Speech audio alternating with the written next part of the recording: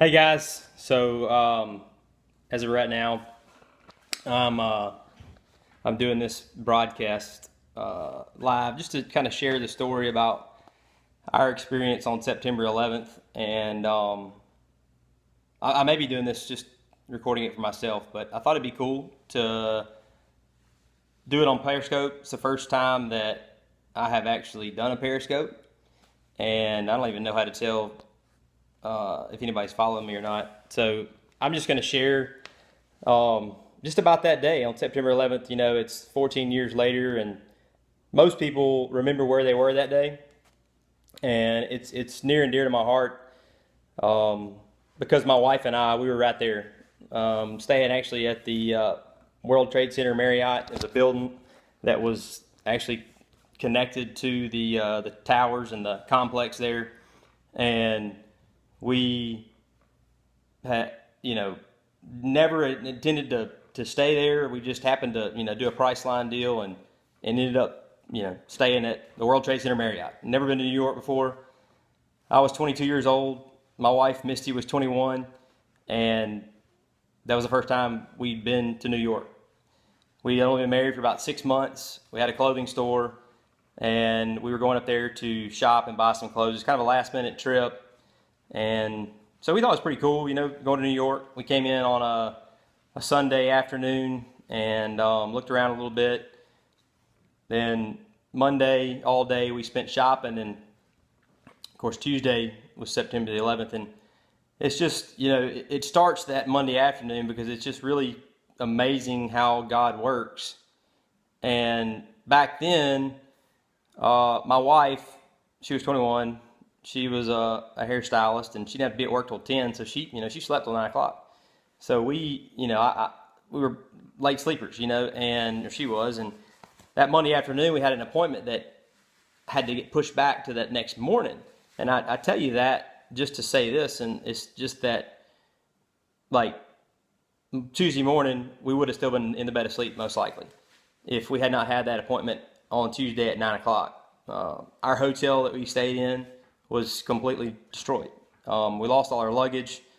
And one little side note, I always have to throw in, my wife laughs at me, but I just gotten a laptop. It's 2001. I thought it was cool. I just gotten a laptop. It's the first time I take it on a trip, and I kind of was on the plane, playing on it. I didn't even know what I was doing, but I thought I was cool because I was, checking it out on the plane. Anyway, so I had that in the room with me and everything, and was, it's amazing that God got us out of there the next morning. At 8:45, we left our room and walked past the towers. One of the first towers that got hit with the plane, and we were actually down in the subway system. And it's kind of unique how that complex is. If you ever went back there and saw, it's just a big, huge hole after they tore it all up. But that complex was like 5 stories deep in the ground, and so we were actually down in the subway. And the we didn't hear or feel or see anything that happened except after that first plane hit, it was right before 9 o'clock. Actually, smoke filled the whole bottom area of that mall area.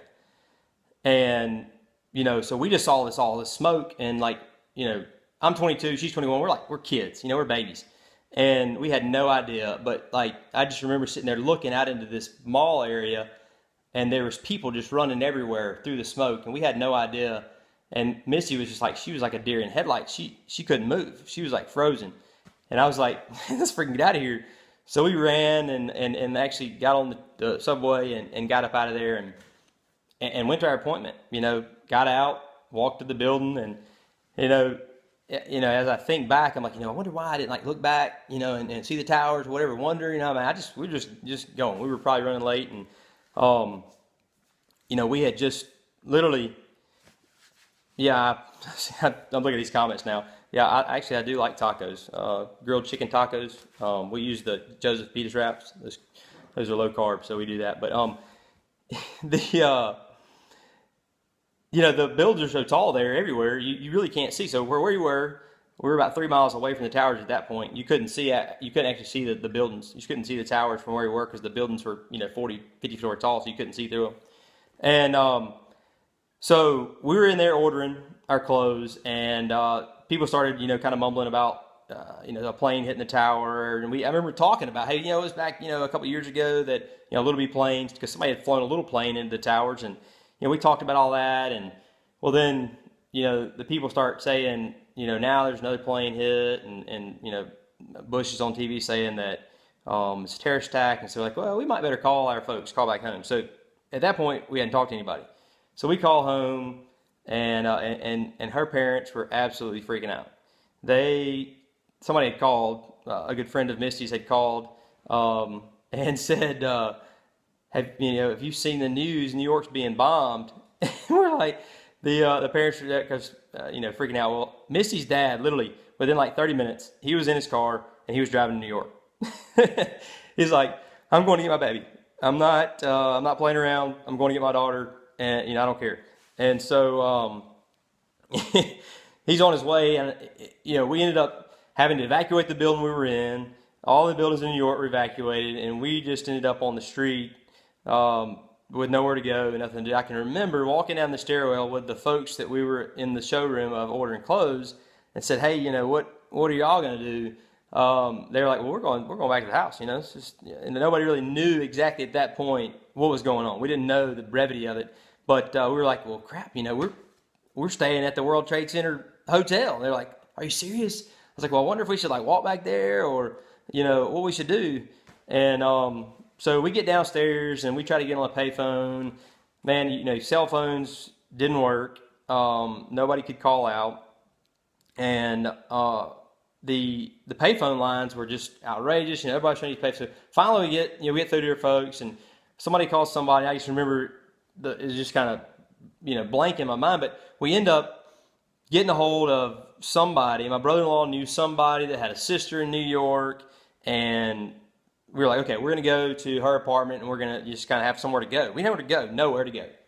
No hotels were available. We couldn't go back to our hotel.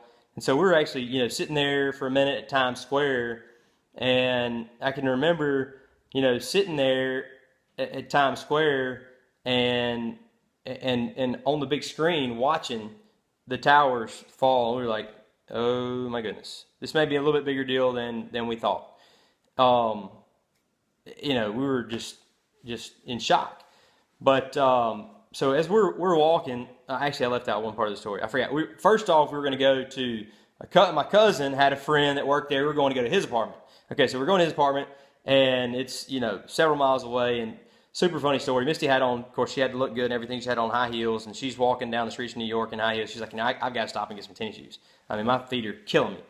So we stop in a shoe store, and it's just those little things that you remember that are just so funny, and thinking back, this would never happen other than that day. But like, dude, the freaking shoe store was wiped out. Everybody was walking. The subways were closed down. Everybody was walking. So like, literally, the shoe store had no shoes. She ended up buying a size 5 little tennis shoe. It wasn't even like a tennis shoe. It's kind of like a cross between a tennis shoe and another shoe. But she bought it because she, just couldn't bear to wear the high heels. After about, a mile of walking in those, she ended up throwing those in the garbage and putting her high heels back on. But we were walking through New York. I think that day in total, we probably walked about 10 or 15 miles. It was crazy how much we walked. But we ended up at this guy's apartment, and we're just like, okay, yeah, we can just sit here and relax for a minute. We turn on the TV, we're watching the news and all that stuff and whatever. And it's probably, I don't know, at this point, it's maybe lunchtime or something. And I remember we sat there. We probably were in his house for an hour or so. But then that's when we found out about this other girl that lived there, that it was a friend's sister, and she had somebody who was going to come pick her up and take her to New Jersey. She was like, all right, so Misty's dad's coming up here. We're going to get in this car. He's going to take us, drop us off in New Jersey, and her dad's going to pick us up, and we're going to be good. So now we're going to walk across town over to this girl's apartment. And so I remember we stopped and ate lunch, and then we go to the girl's apartment. Well, she lived in a pretty nice little place, and so we're there, and I probably shouldn't tell all of this story, but I will just say this. So we're there, and she's freaking out, dude. She'd been in the freaking tower. Like, we were just like there at the complex. She was in the tower. She was in the second tower to get hit, and she saw the first plane hit the first tower that it hit, and she grabbed her friend's hand. They ran down the stairs. She was like the 70th floor.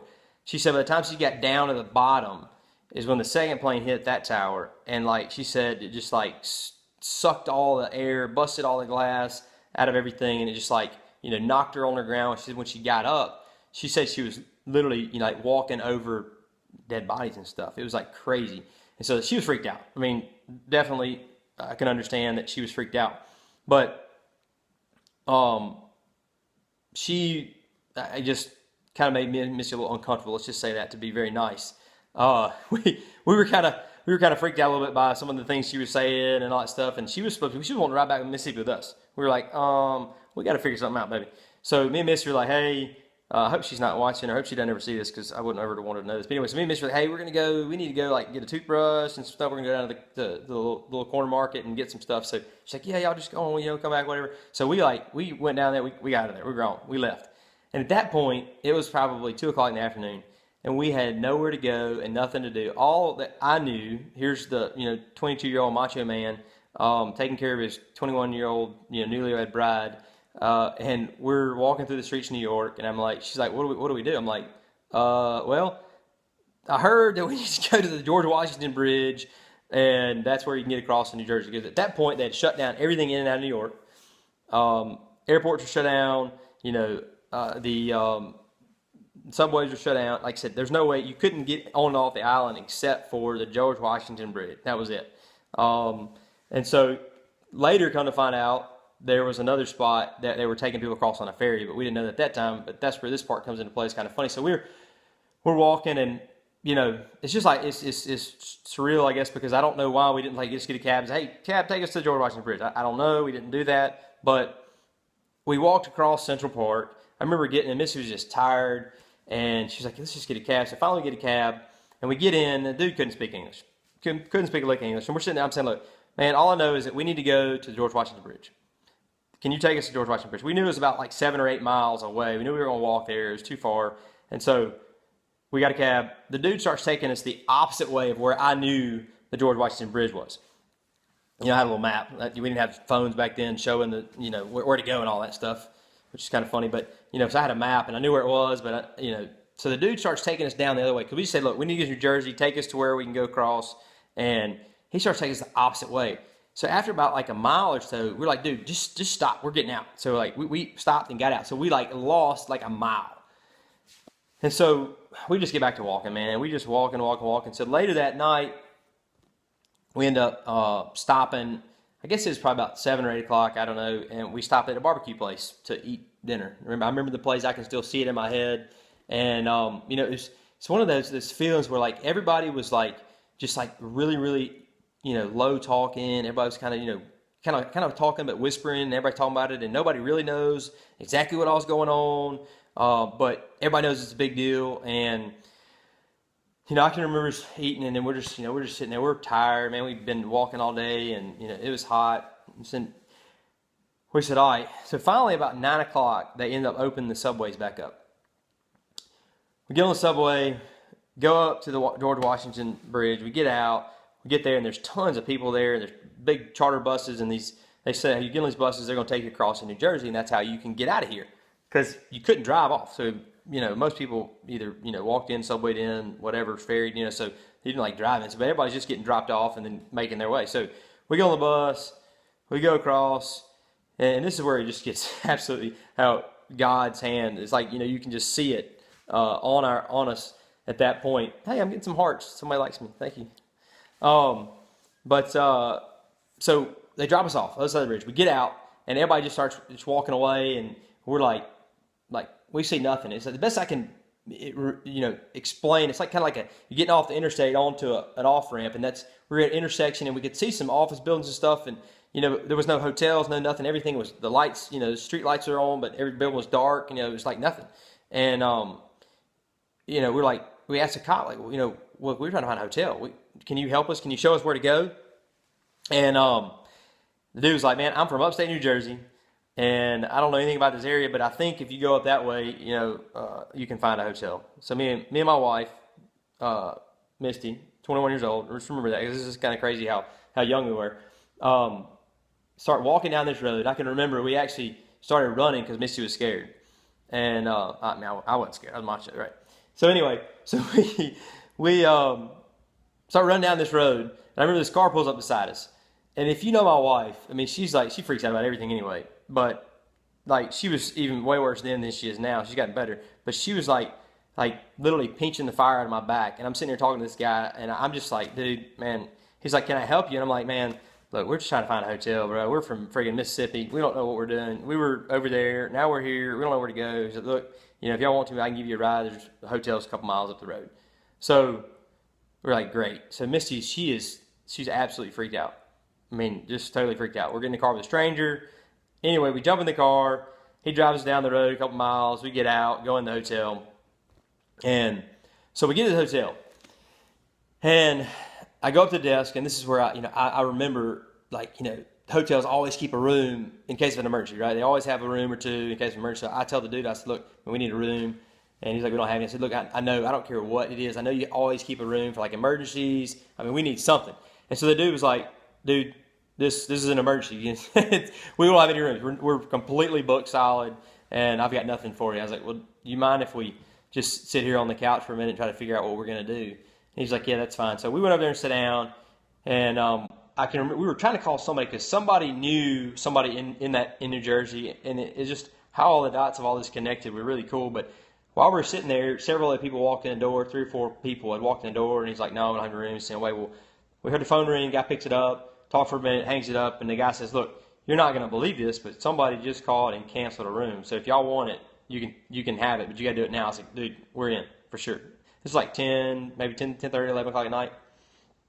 And so we get in a hotel room.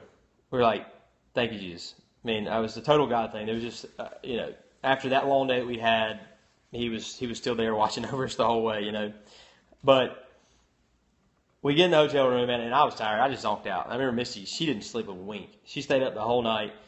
We really didn't have any way of telling her dad where we were other than telling, hey, we're at a Best Western or whatever it was, and this is the address. But like, you got to think about 2001. We didn't punch a number, an address into our phone and it take us there. You did it with a map, and like a hotel like that ain't just the super easiest thing to find with a map, because he didn't know where he was going.